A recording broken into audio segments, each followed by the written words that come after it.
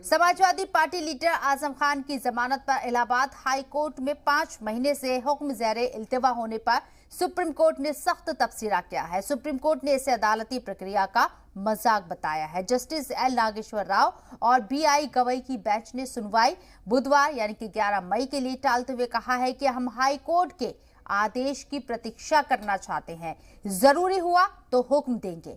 Jail में रहते हुए यूपी के रामपुर से रुकने असेंबली चुने गए आजम खान फरवरी 2020 से जेल में बंद हैं। उनके ऊपर तकरीबन 90 केस हैं। ये केस यूपी पुलिस के अलावा मरकजी एजेंसीज ने भी दर्ज किए हैं। उनकी अर्जी में बताया गया है कि 86 मामलों में उन्हें जमानत मिल गई है, लेकिन हाईकोर्ट ने पिछले साल दिसंबर से एक मामले में जमानत पर फैसला महफूज रखा हुआ है।